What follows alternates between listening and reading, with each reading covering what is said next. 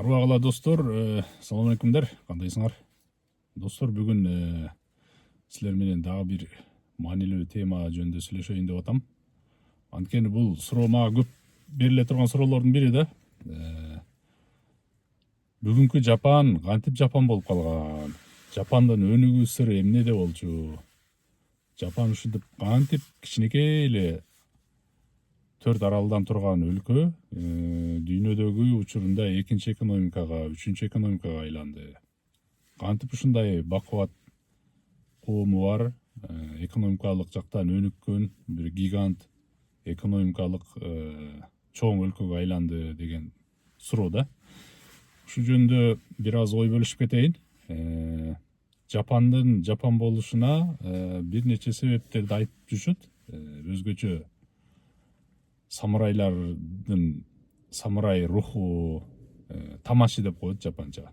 Ошо самурайлардын руху болгон үчүн, жапандардын самурай маданияты болгон үчүн жапандар намусту жогору коюп, мындай катуу өнүгүп кетти деген бир түшүндүрмө бар да. Мен бул түшүндүрмө жөнүндө айтпай эле коеюн, себеби бул бир аз мындай маданий түшүндүрмөгө, менталитет түшүндүрмөсүнө жакын болуп калат да. Мындай түшүндүрмөнү башкалар айта берсин, мен башка нерсе жөнүндө сөз кылайын. Бүгүнкү Жапанды Жапан кылган чоң себеп, менин оюмча, чоң фактор бул модернизация деп айтсак болот да. Же болбосо замандашуу деп айтсак болот да, модернизация. Мындайча айтканда, батыш менен дос болушу, батышташуусу негизги себеп болду деп мен ойлойм. Жапан 19 кылымдага чейин Жапан, өзүңөр билгендей, Жапан 300 кылым жабык өлкө болгон. Токугава заманы деп коет да. Токугава деген ошол учурда бир мындай чоң шогун болгон, мындайча айтканда бир баатыр болгон да Жапанда. Баатыр ал өлкөнү 300 жылга жаап салган. Жапандарды сыртка да чыгарбай, сырттан да эч кимди конокту да киргизбей, мындай жабык өлкө болуп, өзүбүздүн улуттук маданий тазалыгыбызды сактайбыз деп аракет кылышкан да 300 жыл. Анан 19 кылымда 1850 жылдары Жапанга, азыр мына 4 арал турбайбы, ошо 4 аралга батыштын кемелери келет. Кемелери келип туруп, анан жапандарга чоң ультиматум койгон да, мындайча айтканда коркуткан да. Биз менен соода кылып, портуңарды ачкыла, соодагерлериңер биз менен соода кылсын, эгер соода биздин шартка көнбөсөңөр, анда биз силерди аткылап басып алабыз деп мындай коркуткан да. Анан албетте жапандар дагы Азия эли да, кыргыздардай эле болуп намыстанып, жо биз булар менен согушабыз деп анан согушуп көргөн булар дагы. Батыштагылар менен. Жапандын эмнеси бар эле, кылычы бар эле, самурайлардын кылычы болчу, 1 метрдейчи эми. Найзалары болот, көп болсо 2,5 метрлик узун. Жаасы бар, көп болсо эми 150-200 метрге учат да, ашып барса 400 метрге учуп барат. Ошолор менен согушуп көрөт. Анан согушуп көргөндө Американын кемелери чоң замбиректер менен, моундай бомбалар менен ошол 1800-жылдары эле ошо менен атканда, Жапандын шаарлары, айрымдары, порттору талкаланганда, анан Жапандын коомунда батышка дарбазасын ачышат да. Анан Жапандын коому ошол учурда экиге бөлүнөт. Жапандын коомунда мындай суроо пайда болот да. Биз көрдүк, мына 300 жыл бою жабык өлкө болуп жүрө бердик, көрдүк. Улуттук салт, маданият, улуттук тазалык деп өзүбүздүн согубузда өзүбүз кайнап, өзүбүз улуу элбиз, таза элбиз деп жүрө берсек, биз бирок дүйнө жүзүндө биз артта калып кетет экенбиз. Бизди эч ким тааныбай деле калат экен. Биздин улуулугубузду эч ким деле билбейт экен, баалабайт деле экен. Кой андан көрө биз ошо батыштан кеме курганды үйрөнүп алалы, замбирек жасаганды үйрөнүп алалы, соода кылганды үйрөнүп алалы, илимин өздөштүрүп алалы, курал чыгарганды үйрөнүп алалы. Ушуларды туурап көрөлүчү, ошондой бир бакубат, бир чоң күчтүү өлкө куруп алалы дагы, анан ушулар менен тең ата болуп, анан намысыбызды коргоп, куралыбыз менен, ушулардан үйрөнгөн нерсе менен. Анан ошолорго каршылык туралы деп коомдо ошондой бир пикир болот. Анан дагы бир пикир болот, жок биз баягындай самурайлык эски салтыбызды ата бабадан калган мурасыбызды эле сактап кала беребиз деп анан коом экиге бөлүнөт. Жапандын коомунда ошентип өз ара келишпестик болуп коом экиге бөлүнүп, Жапанда бир 10 жыл олку солку болот, нары бери болушупчу.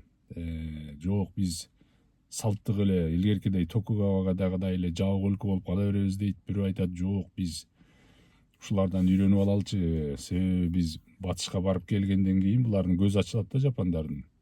Батышка барса, батышта Америкада, Европада жаңы кемелер менен жүргөн болот, жаңы замбиректер болот, жаңы куралдар болот, жаңы темир жол болгон болот керек болсо.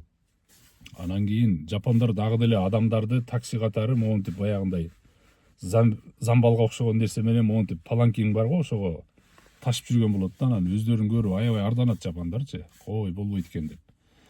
Ошондо Ивакура Сетсидан деп коет. Ивакура деген бир элчини Жапан Бакуфу өкмөтү немеге жөнөтөт, Европагачы, батышка жөнөтөт. Америка, Англия, Германия, Франция, Орусияга да барышат, Швецияга, ушу Голландия, ушул өлкөлөргө барат дагы.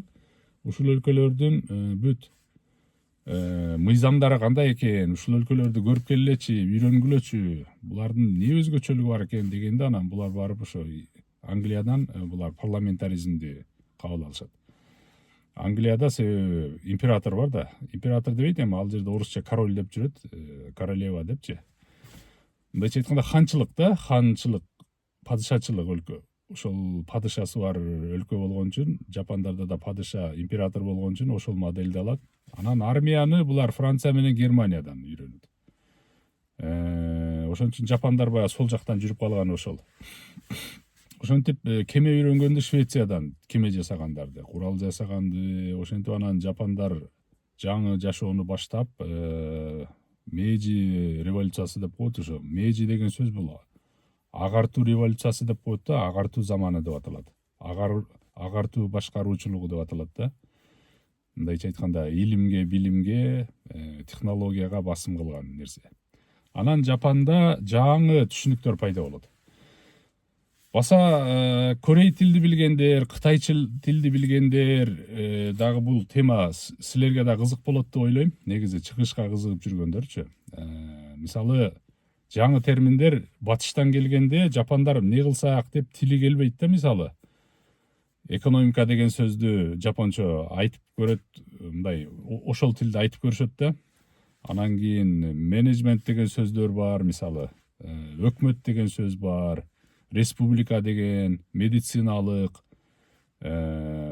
экономикага тиешелүү, саясатка тиешелүү жаңы терминдерди анан жапандар Кытайдын иероглифтерин колдонуп, жаңы сөз айкаштарын, жаңы терминдерди, сөздөрдү жасайт.